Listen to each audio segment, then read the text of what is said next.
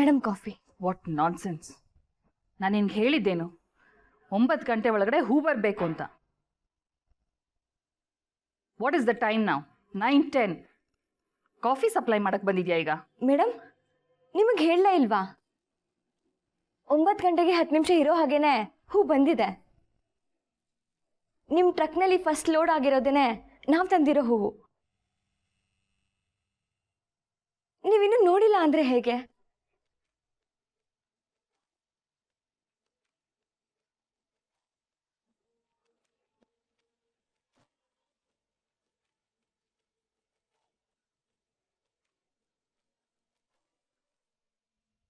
ಬೆಳಗ್ಗೆನೆ ಎದ್ದು ಮಾರ್ಕೆಟ್ಗೆ ಹೋಗಿ ತಂದಿರೋಂಥ ಹೂವು ಅದು ಯಾರ ಮನೆಗೆ ಹೋಗಿ ಸೇರ್ತಿದ್ಯೋ ಏನೋ.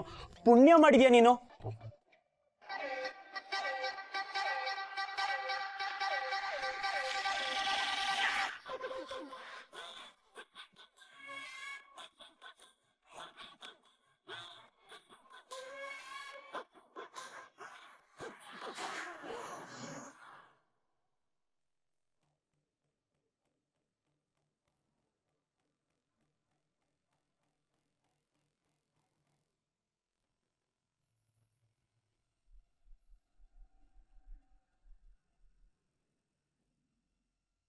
ಶಮಾ, ಟೈಮ್ ಆಗ್ತಾ ಇದೆ, ಟ್ರಕ್ ಹೊರಡ್ಸು.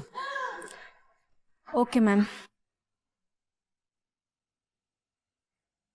ಮ್ಯಾಮ್ ಮತ್ತೆ ನಾನು ಆರ್ಡ್ರು ನೆನ್ನೆನೆ ಹೇಳಿದ್ನಲ್ಲ, ಇವಾಗ ಆರ್ಡ್ರು ಇಲ್ಲ, ದುಡ್ಡು ಇಲ್ಲ. ಫಂಕ್ಷನ್ ಮುಗಿಬೇಕು, ಕ್ಲೈಂಟ್ ರಿಯಾಕ್ಷನ್ ನೋಡಬೇಕು. ಸಂಜೆ ಬನ್ನಿ ಮಾತಾಡೋಣ. ಮ್ಯಾಮ್ ಮ್ಯಾಮ್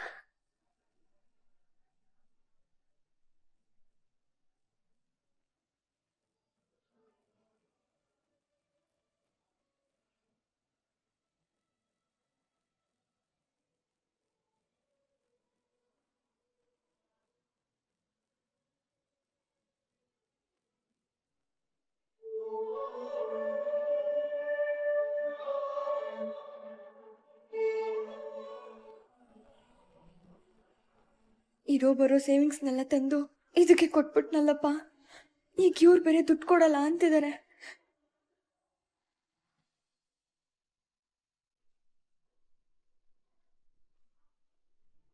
ಅಮಲ, ಎಲ್ಲ ಕಳಶ ರೆಡಿ ಮಾಡಿದ್ದೀನಿ. ಗಣಪತಿ ಪೂಜೆಗೆ ಒಂದೇ ಒಂದು ಕಳಶ ರೆಡಿ ಮಾಡಬೇಕಂತೆ. ರೆಡಿ ಮಾಡಿಬಿಡ್ತೀಯಾ? ಅದನ್ನು ನೀವೇ ಮಾಡಿದರೆ ಆಗ್ತಿತ್ತಲ್ಲ ಅತ್ತೆ, ನಾನೇ ಮಾಡಬೇಕಾ? ಯಾಕೆ? ಪೂಜೆ ಕಣೆ ಇವತ್ತು. ನಿನಗೆ ಮನಸ್ಸಿಲ್ವಾ? ಹೋಗು, ರೆಡಿ ಮಾಡು, ನಿಂಗೆ ಪುಣ್ಯ ಬರುತ್ತೆ. ಸರಿ.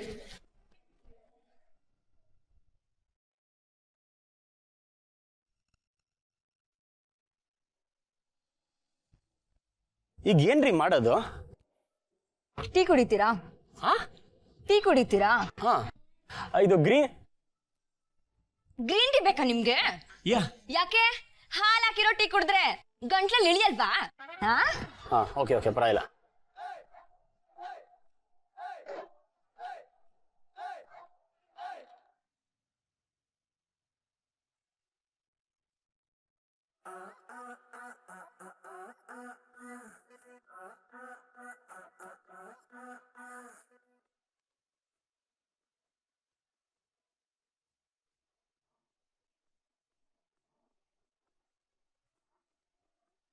ಪರವಾಗಿಲ್ಲ, ಗ್ರೀನ್ ಟೀ ತಂದ್ಕೊಡೋ ಅಷ್ಟು ದುಡ್ಡಿದೆ.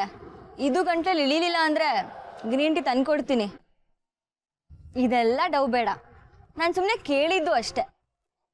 ಬೇಜಾರಾಗಿರೋ ಥರ ಆ್ಯಕ್ಟ್ ಮಾಡಿದ್ರು ನಾನು ಗ್ರೀನ್ ಟೀ ತಂದ್ಕೊಡಲ್ಲ. ಒಂದು ಗ್ರೀನ್ ಟೀಗೋಸ್ಕರ ಇಷ್ಟೊಂದೆಲ್ಲ ಬೇಜಾರಾಗಲ್ಲ ಅಂತ ಗೊತ್ತಿದೆ. ಪರವಾಗಿಲ್ಲ, ಕುಡೀರಿ. ಕುಡಿತಿದ್ದೀನಲ್ಲ, ಮತ್ತೆ ಯಾಕೆ ಅದ ಹೇಳ್ತಿದ್ದೀರಾ? ನಿಜವಾಗ್ಲೂ ಬೇಜಾರಲ್ಲಿದ್ದೀರಾ? ಯಾಕೆ, ಏನಾಯ್ತು? ಪರವಾಗಿಲ್ಲ ಹೇಳ್ರಿ, ಆಯಿತು. ನಾನೇನೋ ತಮಾಷೆ ಮಾಡಿದೆ. ಇರೋ ದುಡ್ಡನ್ನ ಮ್ಯಾನೇಜ್ ಮಾಡಬೇಕು ಆ ಅರ್ಥದಲ್ಲಿ ಹೇಳಿದೆ ಅಷ್ಟೇ. ಅದಲ್ಲ ರೀ, ಅಲ್ಲಿ ಫ್ಲವರ್ ಕಳಿಸ್ತೀವಲ್ಲ, ಅದನ್ನ ನೋಡಿ ಏನೋ ನೆನಪಾಯ್ತು. ಹೂ ನೋಡಿ ನೆನಪಾಯ್ತಾ? ಏನು? ಮಾಮ್, ಅಮ್ಮನ ನೆನಪಾಯ್ತು.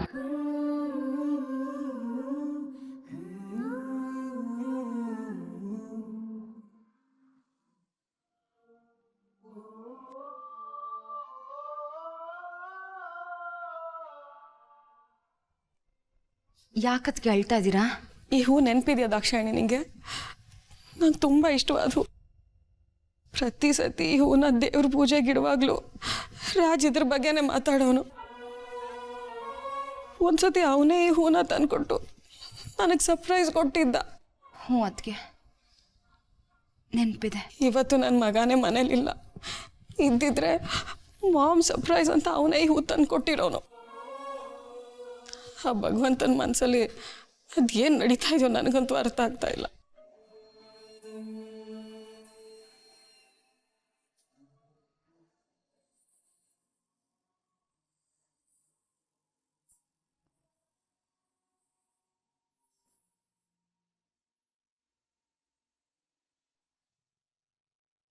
ಹೌದು, ನಿಮ್ಮ ಫ್ಯಾಮಿಲಿ ಬಗ್ಗೆ ಏನು ಹೇಳಲೇ ಇಲ್ಲ. ನಿಮ್ಮ ತಂದೆ ತಾಯಿ ಬಗ್ಗೆ ಹೇಳಿ. ನಿಮ್ಮ ತಂದೆ ಏನು ಮಾಡ್ತಾರೆ? ಅವ್ರು ಏನೋ ಮಾಡ್ತಾರೆ ಬಿಡ್ರಿ. ಅವ್ರೇನು ಮಾಡ್ತಾರೆ ನನಗೆ ಮ್ಯಾಟ್ರ್ ಆಗಲ್ಲ, ನಾನೇನು ಮಾಡ್ತೀನಿ ಅವ್ರಿಗೆ ಮ್ಯಾಟ್ರ್ ಆಗಲ್ಲ. ಹಂಗೆ ಯಾಕ್ರಿ ಹೇಳ್ತೀರಾ? ಎಲ್ಲರೂ ಮನೇಲೂ ನಮ್ಮನೆ ಥರ ಇರಲ್ಲ. ಅಪ್ಪಂದಿರು ಮಕ್ಳ ಬಗ್ಗೆ ಕೇರ್ ಮಾಡದೇ ಇರ್ತಾರ? ನಮ್ಮನೆ ನಾನು ಮಿಸ್ ಮಾಡ್ಕೊಳ್ಳೋದು ನಮ್ಮ ಅಕ್ಕ, ನಮ್ಮತ್ತೆ, ನಮ್ಮಮ್ಮ ಸಾವಿತ್ರಿ. ಸಾವಿತ್ರಿ ಎಂತ ಒಳ್ಳೆ ಹೆಸರು. ಹೌದು, ಹಾ ಹೂ ನೋಡಮ್ಮ ಯಾಕೆ ನೆನ್ಪಾದ್ಲು? ಓ ಅದ್ದ, ಈಗ ಕಳ್ಸಿದ್ವಲ್ಲ ಹೂ, ನಮ್ಮ ಮಾಮ್ಗೆ ಅದು ಫೇವ್ರೆಟ್. ಮನೆಗೆ ಆ ಹೂ ಬಂದ್ರೆ ಎಷ್ಟು ಖುಷಿ ಆಗ್ತಾಳೆ ಗೊತ್ತಾ? ಒಂದೇ ಒಂದ್ಸತಿ ಆ ಹೂ ತಂದ್ಕೊಟ್ಟಿದ್ದೆ ನಾನು, ಅಷ್ಟಕ್ಕೆ ಎಷ್ಟು ಖುಷಿ ಆಗ್ಬಿಟ್ಟಿದ್ಲು ಗೊತ್ತಾ? ಇಡೀ ಮನೆಗೆ ಹೇಳ್ಕೊಂಡ್ ಬಂದ್ಬಿಟ್ಟಿದ್ರು, ಈ ಹೂನ ನನ್ನ ಮಗ ತಗೊಂಬಂದ ಅಂತ. ನಾನೇನೋ ದೊಡ್ಡ ಸಾಧನೆ ಮಾಡ್ಬಿಟ್ಟಿದೀನಿ ಅನ್ನೋ ತರ.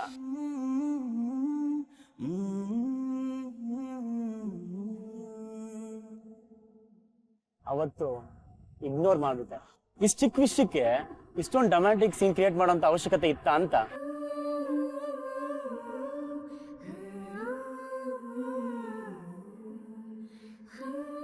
ಇವತ್ತು ಅದೇ ಹೂನ ಯಾರ್ದೋ ಮನೆ ಕಳಿಸ್ನಲ್ಲ, ಅಮ್ಮ ನೆನಪಾದ್ಲು.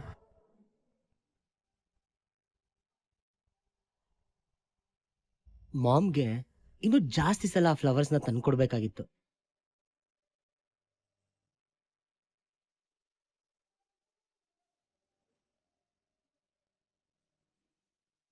ಹೌದಾ? ಸರಿ ಸರಿ, ಕಳಿಸ್ಕೊಡೋಣಂತೆ. ಓಕೆ, ನಾನು ಮೂರ್ತಿಯವ್ರಿಗೆ ಮಾತಾಡ್ಲಿಕ್ಕೆ ಹೇಳ್ತೀನಿ. ಹಾಂ, ಖಂಡಿತ ವ್ಯವಸ್ಥೆ ಮಾಡ್ತಾರೆ ಅವರು. ಓಕೆ, ಹಾಂ ಧರ್ಮ, ಸರಿ, ಹಾಂ ಮಾಡ್ತೀನಿ, ಮತ್ತೆ ಮಾಡ್ತೀನಿ. ಓಕೆ. ಆ ಫೋನ್ ಒಂದು ಸ್ವಲ್ಪ ಆಫ್ ಮಾಡಬಾರ್ದಾ? ಎಲ್ಲರಿಗೂ ಹೇಳಿದೀವಿ ತಾನೇ ಇವತ್ತು ಪರ್ಸನಲ್ ಇವೆಂಟ್ ಇದೆ ಅಂತ. ಹಂಗೇನ ಅರ್ಜೆಂಟ್ ಇದ್ರೆ ನನಗೆ ಫೋನ್ ಮಾಡ್ತಾರೆ ಬಿಡು. ಸರಿ, ಎಲ್ಲ ತಯಾರಾಯ್ತಾ? ಆಲ್ಮೋಸ್ಟ್ ಪುರೋಹಿತರು ಬಂದ್ರೆ ಬರ್ತಾರೆ. ನೀನು ಮನೆ ತುಂಬ ಸಡಗರ ಅಲ್ವಾ? ನಮ್ಮ ರಾಜ್ ಇದ್ದಿದ್ರೆ ಎಷ್ಟು ಚೆನ್ನಾಗಿದ್ದಿರೋದು. ಮೂರ್ತಿ ಅವರೇ, ನಮ್ಮ ರಾಜ್. ಸಾವಿತ್ರಿ,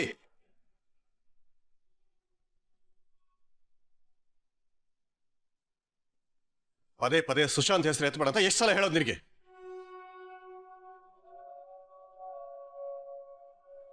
ಅವನ್ನ ಯಾಕೆ ಆಚೆ ಕಳಿಸಿದ್ದೆ ಅಂತ ಗೊತ್ತಿಲ್ವಾ ನಿನಗೆ?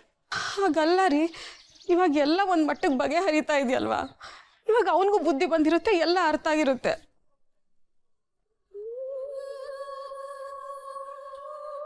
ಇವತ್ತೊಂದಿನ ಅವನ ಮನೆಗೆ ಬಂದು ಹೋದ್ರೆ ಏನೂ ಆಗಲ್ಲ ಅಲ್ವಾ ರೀ?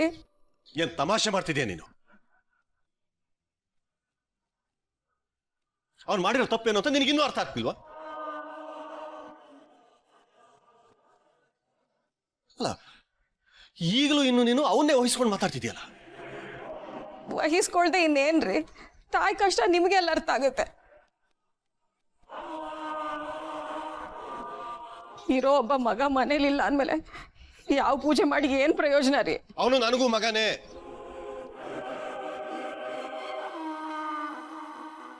ಚಿಕ್ಕಂದಿಂದಲೇ ಸ್ವಲ್ಪ ಶಿಸ್ತಿನಿಂದ ಬೆಳೆಸ್ಬೇಕಾಗಿತ್ತು, ತಪ್ಪು ಮಾಡ್ಬಿಟ್ಟೆ. ಆದರೆ ಈಗ ಶಿಸ್ತನ್ನ ಕಲಿಸ್ತಿದ್ದೀನಿ ಅಂತ ತಿಳ್ಕೊ. ಕಲಿಸ್ತೀನಿ ಕೂಡ. ಅಷ್ಟಕ್ಕೂ ಅಮಲ ಇದ್ದಾಳಲ್ಲ, ಅವಳೇ ಈಗ ನಮಗೆ ಮಗಳು, ಮಗ ಎಲ್ಲ.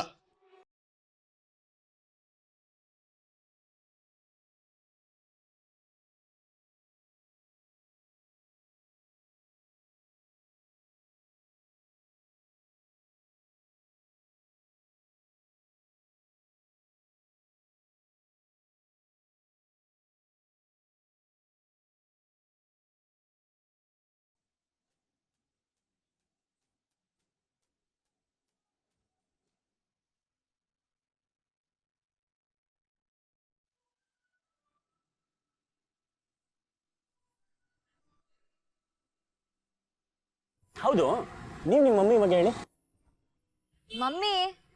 ಮಮ್ಮಿ ಗಿಮ್ಮಿ ಎಲ್ಲ ಇಲ್ಲ. ಅಮ್ಮ ಅವಳು. ಅದೇ ಅಮ್ಮನ ಬಗ್ಗೆ ಹೇಳಿ. ಅವಳ ಬಗ್ಗೆ ಹೇಳಕ್ಕೆ ಏನಿದೆ? ಏನೂ ಇಲ್ಲ. ಏನೂ ಇಲ್ವಾ? ಏನ್ ರಿಂಗ್ ಹೇಳ್ತಿದ್ದೀರಾ? ನನ್ನನ್ನು ಕೇಳಿ ನೋಡಿ, 1 hour ಮಾತಾಡ್ಬೋದು ನಾವು ಅಮ್ಮನ ಬಗ್ಗೆ. ನೀವು ನೋಡಿದ್ರೆ ಏನೂ ಇಲ್ಲ ಅಂತ ಹೇಳ್ತಿದ್ದೀರಾ? ಏನೂ ಇಲ್ಲ ಅಂದ್ರೆ ಹಾಗಲ್ಲ ರೀ, ಇರೋದೆಲ್ಲ ಬರೀ ಬೇಜಾರಾಗೋ ಅಂಥದ್ದೇ.